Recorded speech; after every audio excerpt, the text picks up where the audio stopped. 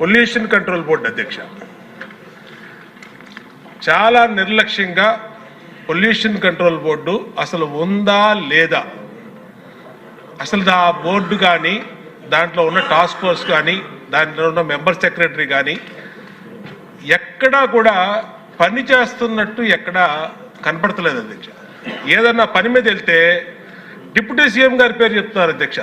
ఆయన చేయొద్దన్నారు, ఆయన ఆఫీస్ నుంచి చెప్పాలి, ఆయన మాట్లాడాలి, ఆయన వెళ్తే కలవట్లేదు అని డైరెక్ట్గా చైర్మన్ గారు చెప్తారు అధ్యక్ష.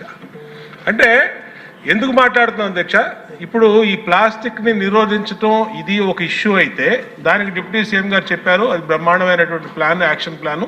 దాన్ని నిర్వహించి ఎమ్మెల్యేలు ప్రజాప్రతినిధులు అందరూ బాధ్యత తీసుకుంటే బ్రహ్మాండంగా జరుగుతుంది అధ్యక్ష. కానీ ఫ్యాక్టరీల పొల్యూషన్ అధ్యక్ష, ఇక్కడే ఉన్నారు కృష్ణయ్య గారు చైర్మన్ గారు, పెద్ద పెద్ద వాళ్ళందరినీ కూడా వాళ్ళు మరి ఏం ఇన్ఫ్లుయెన్స్కి గురవుతున్నారో తెలియట్లు. కానీ రామ్కి పరిశ్రమ అధ్యక్ష ఈ పొల్యూషన్ దాంట్లో ఆయన కూడా వెళ్ళి విశాఖపట్నంలో ఇన్స్పెక్షన్ చేసి వచ్చారు.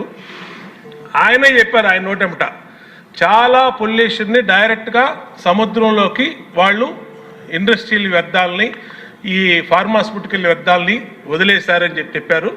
అలాగే గౌరవ ముఖ్యమంత్రి గారు కూడా దాని మీద స్పష్టమైన ఆదేశాలు ఇచ్చారు, అలాంటి వాటి మీద చర్య తీసుకోండి అని.